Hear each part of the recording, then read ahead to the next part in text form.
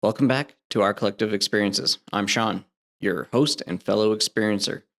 In my previous episodes, I've taken you through my transformative flip moment, aka my near-death experience, and then some of the encounters with UFOs that have shaped my family's history. Today, we embark on a journey into the realm of dreams, exploring haunting post-apocalyptic visions that began in my subconscious and unfolded somehow into my father's own reality. Then, I'll attempt to unravel my earliest and most deeply buried memory of my abduction as a 4-year-old boy. So, please join me as we dive feet first into the depths of the unknown. And remember, if you would like to share your own experiences with me, please don't hesitate to contact me. I would love to have you on the channel and allow you to share your journey. And hopefully, by sharing, we'll all heal collectively, even if it is just a little bit at a time. I will leave where best to reach me in the show notes below. Thank you and welcome to the third episode of our collective experiences.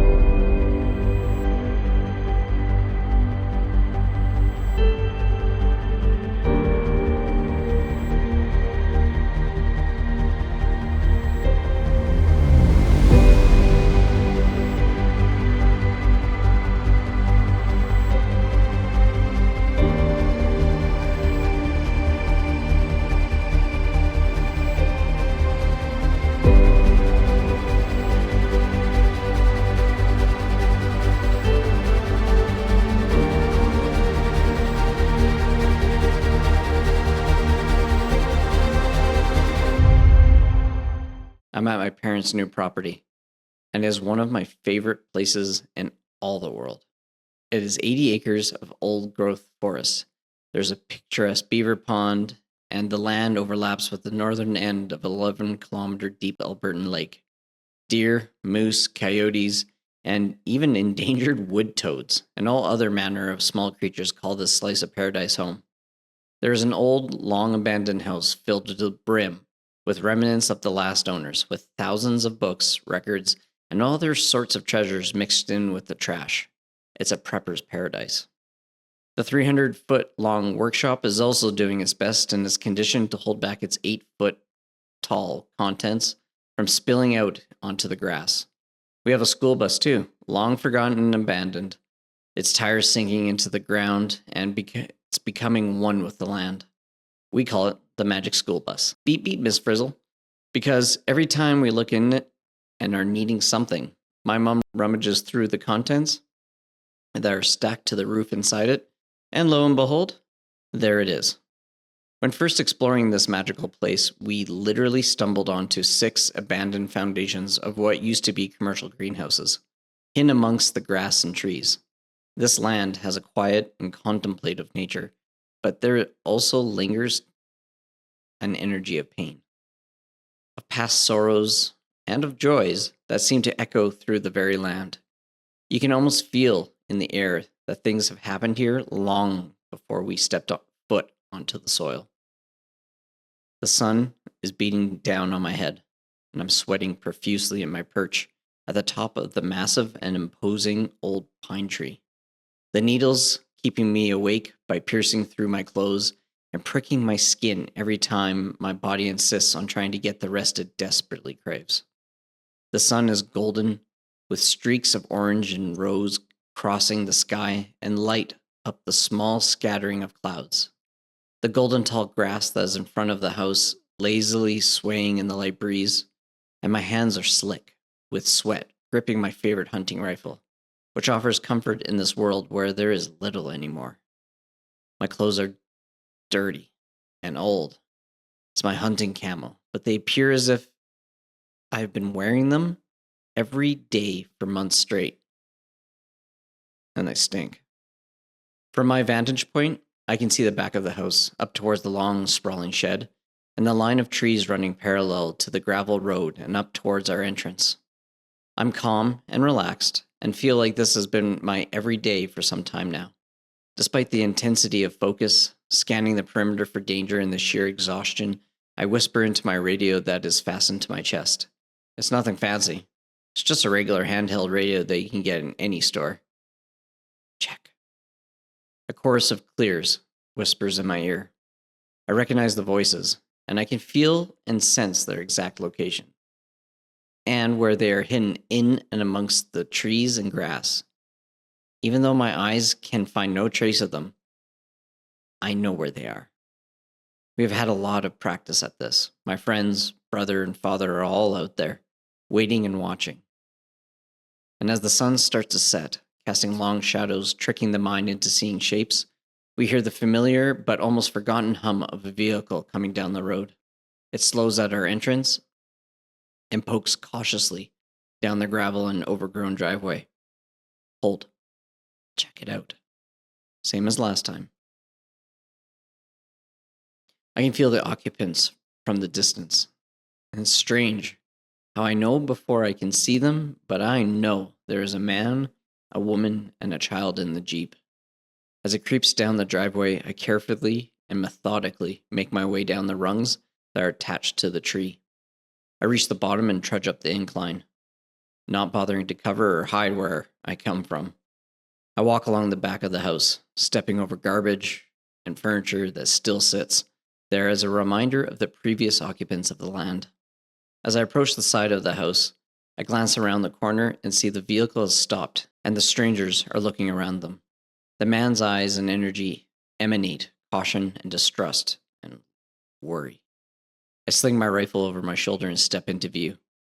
I can feel my family and friends' attention divided on my back and these newcomers, all of them waiting for the signal that we had practiced so many times. Their presence, a welcoming comfort, and reassurance for the coming interaction. My two hands go up, with fingers pointed to the sky, then everything would be over in an instant. No hesitation, they trust what I have developed from necessity. But I can feel these strangers. The woman and girl are warm, caring, compassionate, and sensitive. And I slowly approach the vehicle with cautious steps forward. The man, dirty blonde hair, patchy beard, and quick darting glances, I have his full attention. His eyes transfixed into mine, staring with worry and distrust. Strangely, the woman and child radiate a sense of familiarity, maybe even family. With a subtle nod in my direction, and not even a word, the woman and child step out of the vehicle. The stranger slowly and cautiously reverses the Jeep and turns back the way he came, driving off, leaving the blonde, slightly framed woman with warm, caring blue eyes, her arms around the frail, bright young girl of maybe the age of 6. The woman and child are directed to the back of the property, to the waiting camp where they find food, comfort, and company with my own children and some others. Yet curiously, the partners of some of my friends and even my own wife are missing from this encampment. Some time passes, and another vehicle drives down the road. With this one, I can sense the danger even before I see the vehicle. The sense and feeling of a person from my past. My thoughts wander to the times before all this, the hurt and the pain he caused. I can feel my attention snap back to the vehicle driving back down the entrance. He stops and slowly and confidently gets out, his eyes scanning for the next opportunity. I approach and I open my eyes and see the ceiling staring back at me. I'm drenched in sweat, and not only because of the heat of this furnace we call our apartment, that dream is seared into my memory with such intensity and vivid detail that is so different from any other dream or memory, except for one. I go about my week and try my best to continue with my life and forget about the dream. Going about my usual routine and trudging through the work week, I look forward to the weekend. We'll go up to the property to enjoy some camping, kayaking, and soaking in nature with my mom and dad and the girls. When we arrive and are settled around the campfire, we chat about UFOs and the things I've looked up and what everyone's thoughts are on the subject. My dad is a realist. He believes my mom that she believes what she saw, but it's not quite enough to jump right on the old belief wagon without some personal experience. So I decide to tell him about my dream. That's weird. I had the same one a couple of nights ago, but mine started where yours ended. Get the fuck out. He then starts to recount his dream to me. Dad is sitting at the table in front of the abandoned house, and he's deciding whether people will join our encampment or not. There's a queue of people, weary, hungry, and desperate. They are looking for somewhere, anywhere, that is safe and stable after all this instability. Suddenly, the man from my past appears. Pushing past the long line of people, he pushes aside the people at the front of the queue and points an accusing finger at my dad's chest. His demeanor radiating confidence, but beneath the surface is barely caged rage and fear. "You're gonna let us in," gesturing to his wife and 2 children. He says with an air of projected confidence. Another curiosity, they didn't have 2 children at this point. "Your wife and kids can, but you're not welcome here. I know of way worse guys than you. I'll go find them, tell them about this place, and then it'll be mine. So it's your choice." My dad pauses and goes, "You are right. I do believe you." Dad reaches under the table and as time seems to slow to a crawl, grasps his shotgun taped beneath the table and pulls the trigger. The deafening roar pierces the silence and shocks the assembled crowd. A billowing cloud of pungent smoke fills the air, and Dad is suddenly awake, eyes open and wide awake in the darkness of their room. At this point, the dreams are violent and post-apocalyptic and terrifying and amazingly crystal clear. To this day, I can still picture it perfectly, and so can my dad.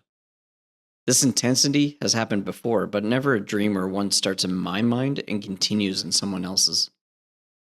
That's crazy. Am I going crazy?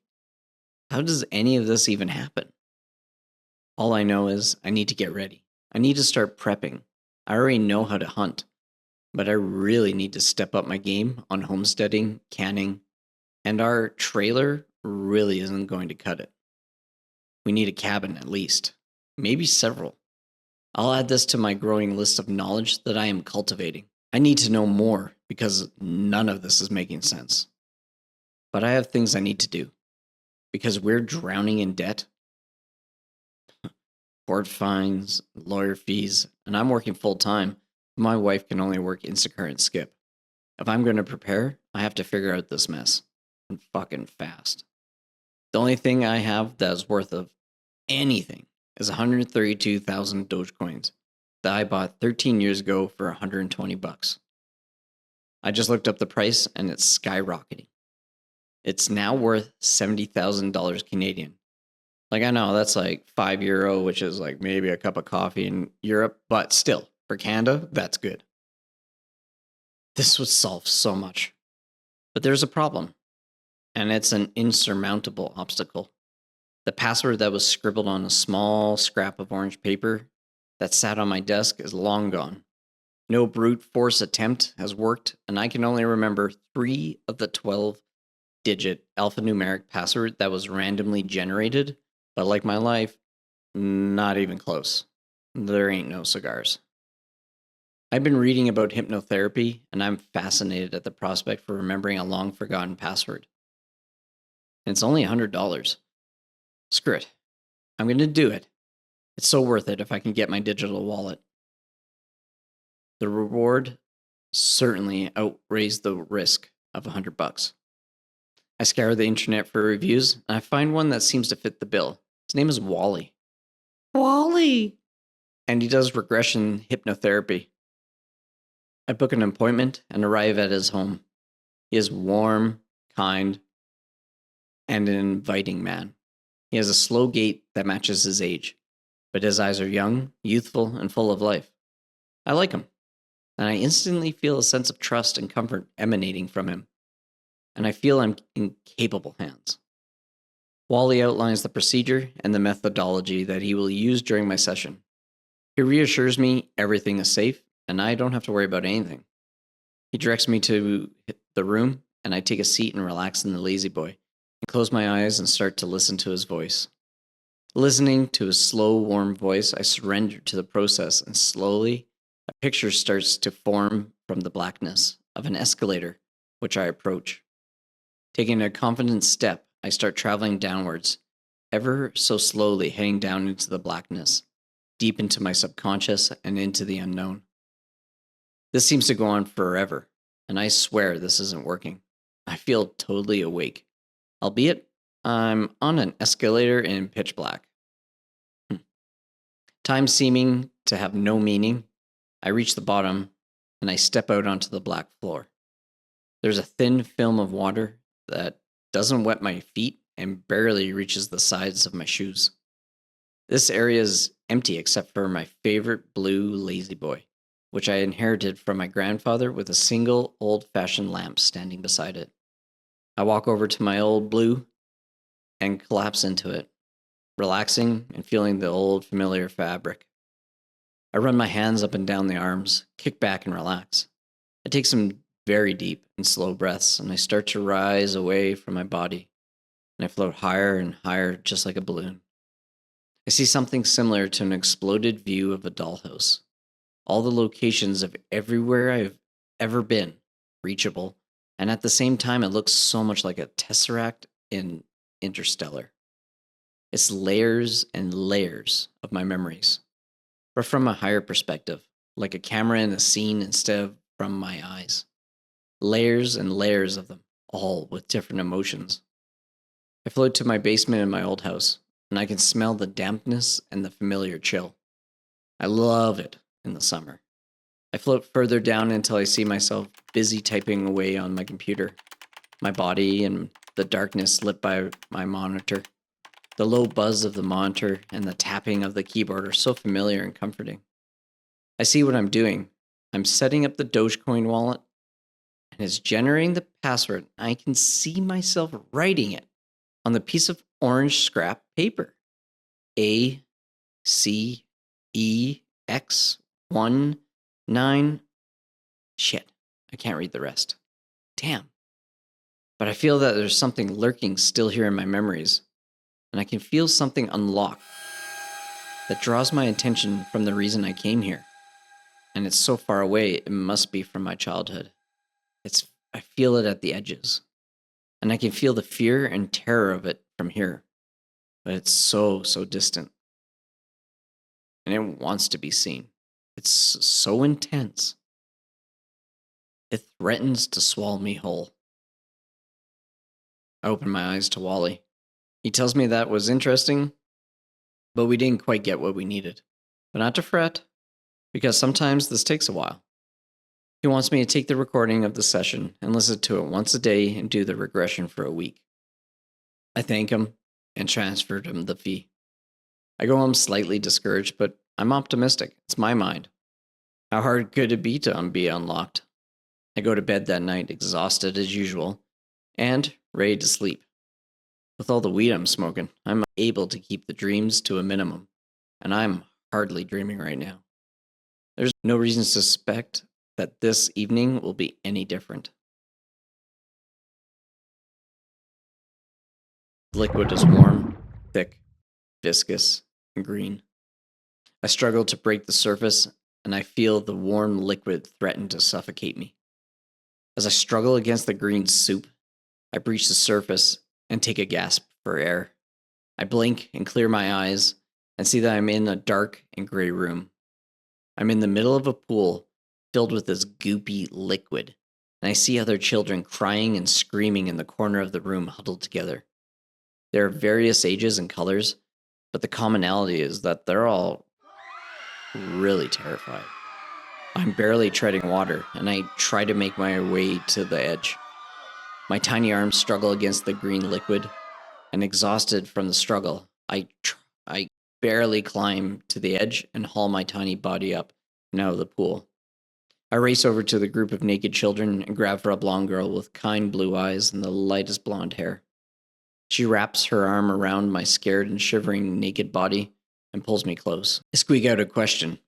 If anyone knows where we are, and where are my mom and dad? But no one speaks English. I survey the room and see it as rectangular, gray, and built of large, smooth gray bricks, almost like a castle. There are no windows or doors, and the ceiling is high and lost in the shadows. There are 9 or 10 of us, and not one of us is okay with this. After what feels like an eternity, amongst the screaming and wailing, a doorway of white light appears at the end opposite to us, and out walks a woman. She is tall, blonde, and beautiful, emanating an almost ethereal light. She appears nude, but totally devoid of any defining features of anything that a naked body should have, like a perfect nude silhouette of unearthly beauty. Her sudden appearance that immediately left the room in silence is interrupted by the screaming for help in multiple languages. Maybe she knows what is happening. She has the most vivid, electric blue eyes, of a size that is almost unnervingly too big. They're big. But she has such a warm, loving face, although curiously she lacks any resemblance of emotion. She strides over to us and grabs a boy by the hand. He instantly stops crying and screaming, and the rest of us joining the boy in silence from shock. His face goes slack, and she leads him out into the waiting doorway of light. And as soon as they enter, the doorway disappears. Stunned, I start crying. This is way too much for me. I'm only 4.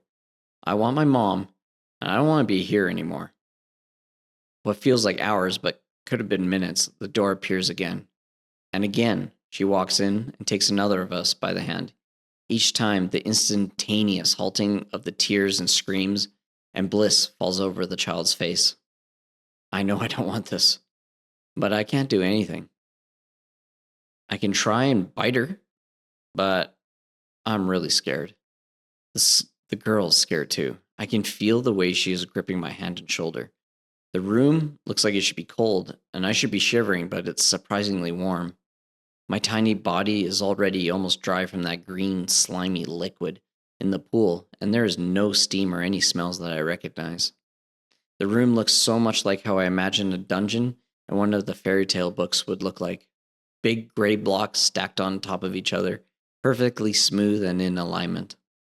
The gray blocks look like stone, but they are so perfect and smooth when up close. The lady keeps coming in, and one by one the group dwindles and down until it's my turn. She strides towards me and reaches out. I look into her eyes and I feel calm.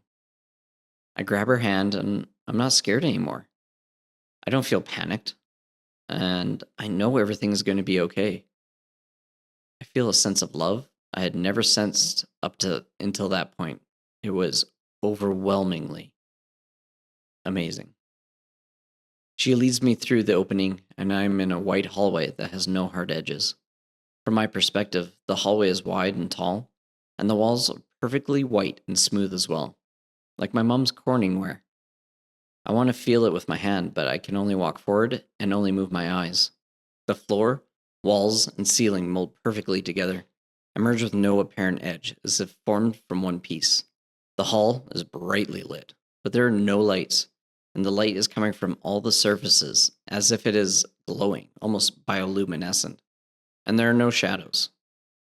As we walk for a brief time, we enter a white room. The shape is that of a mushroom cap, with a slight curve upwards, and the floor and walls melt into each other. The lighting comes from the walls and the floor, just like the hallway. On my left is a large screen, not unlike the Enterprise's view screen from TNG. The Next Generation is my favorite TV show I watch with mom and dad.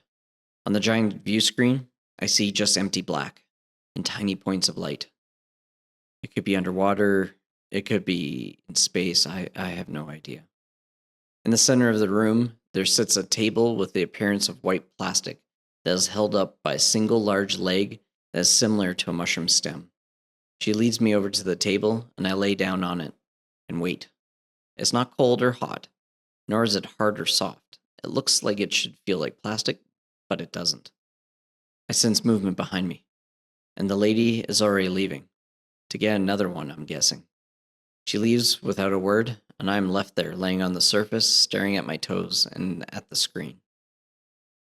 A feeling of familiarity washes over me, that everything's okay, that this has happened before, and it's going to happen again. This is normal. There's nothing to be afraid of. Fat chance. Then, I feel long, strong fingers on my shoulder, and I strain my eyes and try to look back. The last thing I remember is two large eyes. They're ink black and glistening in the white light.